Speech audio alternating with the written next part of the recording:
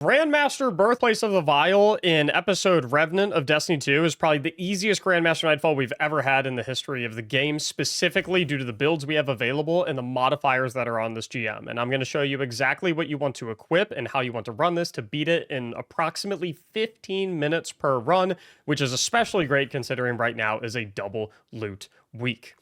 The main reason that this is so easy is because we have a modifier on this one called Brawn, where your health is massively increased, but does not regenerate. Defeating challenging combatants will recover health for us and nearby allies. Now, we can completely ignore the negative effects of Brawn, where our health doesn't regenerate, simply by running a solar speaker sight healing turret Warlock. That's why I'm on Warlock today, showing you this guide instead of being on Hunter like I usually am. Because running this alone makes it so easy that you could literally give the controller to your toddler and they would be able to beat it. Speaker Sight Helmet, obviously turning the healing grenade into a healing turret. We've also got Phoenix Dive along with Hellion for the Solar Buddy, which is really nice because Ignitions just got patched, so their damage values are back to normal and they're actually doing damage again. Touch of Flame so that our restoration is ×2. And then the most important part of the kit, the Ember of Benevolence. We're applying any solar buff to your allies, which is always going to be happening with, we have Ember of Torches as well, so your melee is going to make your allies radiant, Healing Turret gives them restoration, and Phoenix Dive gives them cure. You always have all three of your abilities available permanently the entire time. Also got Ember of Singeing, so whenever you scorch targets, which always happens with Hellion, class ability recharges faster, so you have more Phoenix Dive uptime. Ember of Torches, like we said, for Radiant when you hit stuff with your melee, and then Ember of Solace so that the Radiant and Restoration effects have a little bit of increased time. I'm also going with Song of Flame as like the emergency button, just in case things go really, really wrong, but in the run that I did, the practice run we did to test out the builds, didn't even need it whatsoever. As far as artifact mods go, only things you're really concerned about are, I mean, you don't have to have these, but concussive reload and rapid impacts just make things feel a little bit nicer. You actually don't need rapid impacts at all, excuse me, but concussive reload makes things feel a little bit nicer. And then the ones you do are definitely going to want to take are Overload, Grenade Launcher, and Unstoppable Pulse Rifle. Now, as far as weaponry goes, you can go a lot of different options. For me, personally, this one felt by far the best, and it's also one that I would imagine every single player in the game has access to. We've got Witherhoard in the kinetic slot, which synergizes very, very nice with concussive reloads, and of course, instantly stuns Overload champions. What's really nice about Witherhoard, too, is if you stick the Overload champion, it'll continuously apply the Overload stun, which means the Overload champion will never, ever, ever heal. We've also got the Vantage Point Pulse Rifle, which is spectacular with jolting feedback, and literally anyone in the game can get this really easily, considering that if you go to your season pass this season, I have to get out of that screen, sorry. If you go to your season pass, this Vantage Point Pulse Rifle is literally available at rank 20 and drops with a pre-curated stats for all and jolting feedback. Jolting feedback's really nice because literally, just by dealing repeated damage with the weapon, you jolt enemies, which means this pulse rifle can stun both unstoppable champions thanks to the artifact mod, and stun unstoppable champions thanks to this perk. And you don't need to worry about what the surge is, no matter what week you're doing this GM on, whether it's an Arc Surge week or a Void Surge week, since GMs in this season, they permanently have a Stasis Surge no matter what, and then as we flip-flop between weeks, the Arc Surge and Void Surge flip-flop. Doesn't matter because thanks to overcharged weapons, you get the 25% DPS buff since it's a artifact champion weapon archetype weapon. So like since you have unstoppable pulse rifle, it gets the 25% DPS buff. And that doesn't stack with these surges or the overcharged specific weapon anyway. As far as the heavy slot goes, literally any grenade launcher or rocket launcher that aligns with a weekly surge. So you can go a stasis, GL or a rocket, you can go an arc GL or a rocket, or if it's a void week, you can go a void GL or rocket, completely up to you. As far as mods, I just have 2 void resistances, some heavy mods, some arc mods for my pulse rifle. I've got a stasis scavenger, so I am topped off on ammo on my GL. And then I like going Reaper, powerful attraction, bomber. I actually don't need powerful attraction. I like powerful attraction here. I was thinking time dilation, I apologize. As far as other classes, in my opinion, hunters are not particularly, it's not bad to take a hunter into this GM. They just bring the least amount of value to the table. If you are going to come on a hunter, I'd recommend bringing like a burst super. Typically, I recommend Invis for survivability, but with this Warlock healing setup, it's going to be completely unnecessary to bring an Invis Hunter. So you can run whatever you want. My teammate's running Golden Gun just to burst the boss a little bit further. But Titans are going to be a little bit better if you want to get through this quickly. My buddy Dusty, who I usually run with, together we are going to steal the moon. As you can tell, he's one of my minions. It's actually he's actually bringing good fashion to the table today. I'll tell you guys what, if you want to see his fashion setup, we'll show it off in a YouTube short if this video hits 3,000 likes. So go ahead, hit that like button down below. Make sure you subscribe to the channel as well. If we hit 3,000, we'll show off Dusty's minion fashion so you can replicate it. He's running the Lost Signal Episode Echoes grenade launcher along with Anarchy instead of what I'm doing where Wither Horde I have in my top slot. It's kind of up to you. You can go any direction you want with it. What's big on Dusty, though, is he's going Thunder Crash since it is an arc week. You can take a screenshot of the rest of his setup as well. Consecration Knockout is fantastic for this GM because you're borderline impossible to kill, so it lets you play super aggressive as long as you have that healing turret Warlock backing you up. Got the Shackle Grenade, Frenzy Blade, of course. If you're doing this on a Void Surge week where it's Void Surge instead of Arc Surge, I'd recommend swapping the Thunder Crash out for Twilight Arsenal instead. Faceted Protection, Dawn, Purpose, probably the important modifiers here. But again, like I said, as long as you have this healing turret Warlock, it makes it an absolute complete joke. You're going to see as we get into this how you're completely unkillable. It's actually really, really funny. You can kind of... It's a very casual and relaxed experience. And if you've never done a GM before, right now is the time. And I've never meant that more than I mean it now. It's not like I'm not baiting, I'm not hyping up this build or anything. It's not clickbait. This build, along with the Brawn modifier, the only way you can die is if you like shoot yourself with a grenade launcher on accident, or if you fall off the map. That's how easy this build makes it. If you're looking for teammates to do this with, by the way, Discord server linked down below. Go ahead and check that out. There's an LFG channel in there, and you can run this with people who have all also seen this guide. So we're starting off right here. We've got an unstoppable champion and a pack of enemies. As the healing Warlock, your job is to pretty much just plop down the healing turret whenever it's available. And if you look at my grenade icon, Ember of Benevolence is continuously proccing. So that turret's just going to keep coming back and back and back and back. And we're going to have it up all the time. Hit a little kickflip on the skimmer right there. We're going to continue on. We're going to have 2 Overload champions in this room. Once again, we're going to deploy a healing turret just to counteract the fact that we're not regenerating HP because of that Brawn modifier. This Overload Chieftain, not only is he being Overload stunned by my Wither Horde puddle on him, but he's also being Overload stunned, even if it wasn't there, by the fact that I'm jolting him right now just simply by shooting him with my pulse rifle. That's that jolting feedback right there. Healing turret is available again. You're going to notice that's a common trend. Just continuously throwing down the healing turret. Throwing Wither Horde onto the Overload Chieftain. He looks like he's about to fall off the map. Not quite. And he's dead just like that. So you're basically, I mean, you're sprinting through. A little careful on this pack. There's 2 Scorn snipers, I believe, that are going to spawn in the back, so just keep an eye out for them. But we've got an unstoppable champion. He's going to be pretty easy to put to bed. You'll notice how aggressive Dusty is playing right now, and that's simply because he has so much HP, and he's healing from his knockout kills, and he's healing from the restoration from my healing turret. Plus, if I Phoenix Dive on him, it cures him. So that's, I mean, Titans are absolutely awesome. But if you want to speedrun this as fast as possible, you probably want to go, I'd recommend 1 Warlock and double Titan, because you can have the Warlock just hanging back and continuously slinging healing turrets, and the 2 Titans can just be up in everyone's face. Healing plate's pretty easy. You do want to be a tiny bit more careful in this area, because the Screebs still do hurt quite a bit. Even though you have Brawn, you have a lot of extra HP.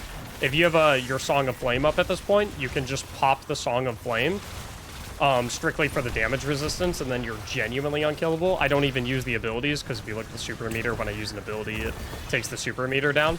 So I'm actually just, you kind of want to pop it and just leave it, you know, don't just use it for the damage resistance, strictly use your weapon and don't use any of the abilities, and you can use that to capture the plate. Complete piece of cake. Continuously working our way through. typically these raiders, for anyone who's played Birthplace of the Vile in the past, these raiders hurt a ton. But now you'll notice they kind of tickle. I mean, it's hard to believe this is Grandmaster difficulty, but it is. This brawn modifier is really, really nice with the massive health increases it gives. You couple that with this healing warlock build, you're just never dying. So again, continuously playing aggressive. What more is there to say? I would love to tell you that you know, this video, like all my other Grandmaster Nightfall videos, is full of just, you know, perfect, you know, carefully calculated strategies and certain places to stand and all that good stuff like we usually do. You know, oh, say stand in this spot. This is a really good angle to deal with this enemy. Make sure you prioritize this enemy first. It's not necessary in this GM. You can close your eyes and W key, sprint forward. I do like wither hoarding that door. Oh, actually, there's a little part coming up where I can show you something a little cool that I like. Healing turret down as usual. So we're going to clear out this initial pack of ads that runs out that door. And then if you actually jump around the right side of this building, I love hanging out on this platform. It's just a much better angle than that choke point right there. Optional. The only thing you have to be careful of is there are a couple of the, these guys, the mace guys, the Ravagers, that will run out on you and try and freeze you. So just be aware of them if you do decide to jump over here and go with this option. Throw a couple grenade launcher shots in the mix. And, did we kill everything? I think we're good. Yep. We're just gonna continue on. Right here, you got a bunch of Screebs. Be a little careful, I guess. Don't. I know we're tanky and all, but we don't want to be face tanking Screebs if we can help it. We're gonna take out these raiders. Now, here is the most dangerous part of the Grandmaster Nightfall, at least this iteration of it with these modifiers, this jumping section right here. Because no matter how much healing your build has, if you fall down on that jumping section, you will still die. So, I'm genuinely serious. That is the highest risk you're at in this entire GM, is that area right there. A Screeb just ran face first into me. I didn't even realize it, and it took down a third of my HP.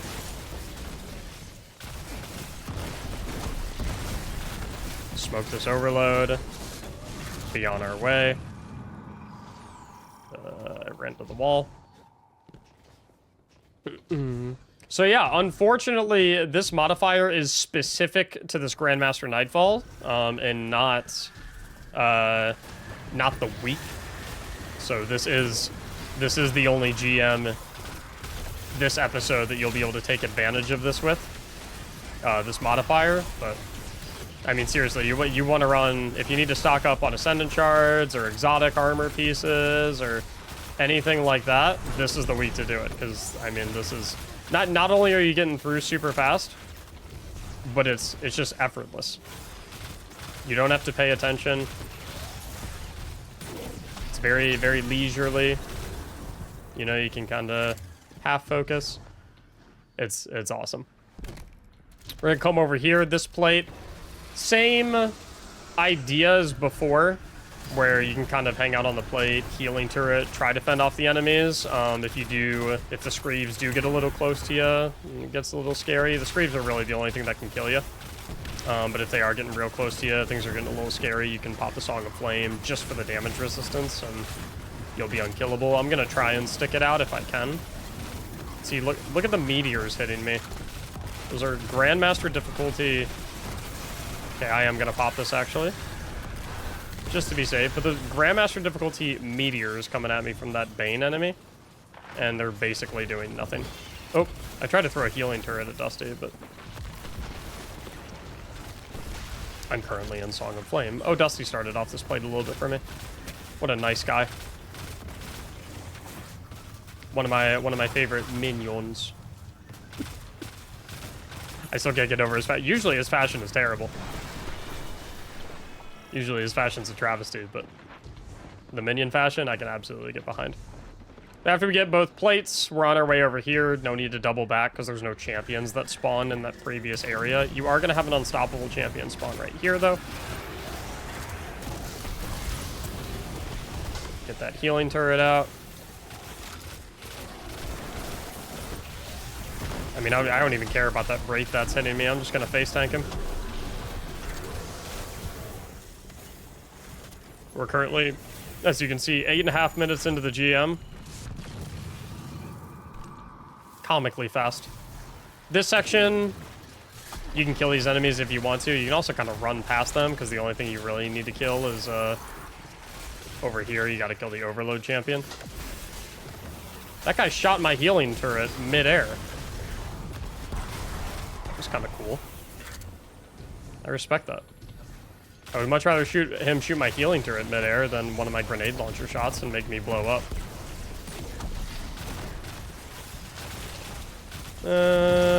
Tickle him down. Portals up. We'll be on our way. We're gonna have 2 Overload champions in this area. If you're fast enough, you can... Oh. You can try and plant a Wither Horde underneath them.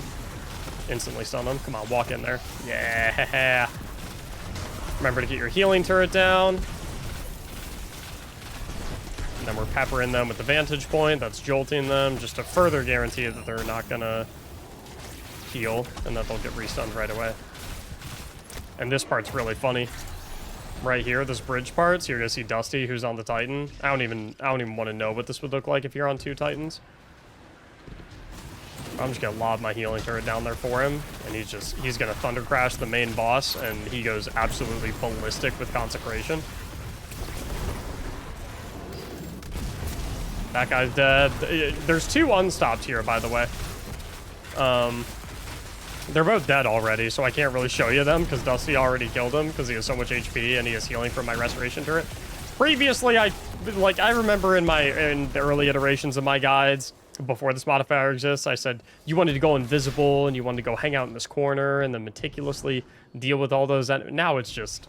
I mean, this brawn modifier, it's really fun, honestly. I've been loving the new modifiers this season.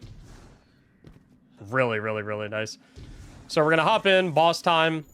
He's going to spawn in with an Overload champion. So we're going to pre-plant the Wither Horde. So the Overload spawns right into the Wither Horde and he's instantly stunned. We do have the immunity box from the boss, though. We don't like that. Make sure we're getting our healing turret down. I mean, you can ignore the boss stomp. Pepper in a few GL shots, and then once you kill that Overload champion, you can completely ignore the rest of the ads and just go to town on the boss.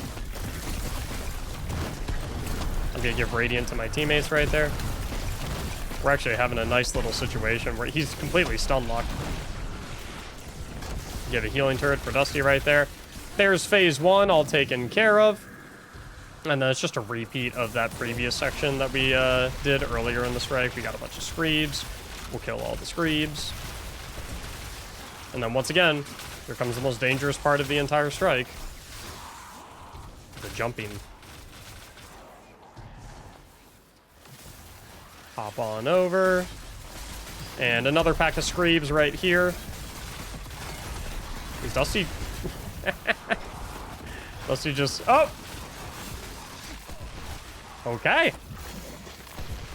So you can die in this GM. And TJ's actually in a precarious position because the only guy who can heal him is dead and TJ can't heal on his own.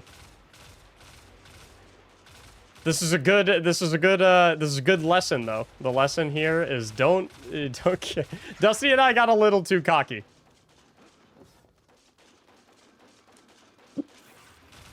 This is a good lesson. So TJ has to play really smart because he has 0 health regeneration. He can probably get me pretty easily. Uh-oh. Uh-oh. Nah, we're fine. And then I got the healing turret down. That's going to heal TJ. He's good to go. All right. I'm actually happy that that happened because that's a... Don't get too greedy. Dusty and I got a little too excited. Started face-tanking Screebs. That was a close call.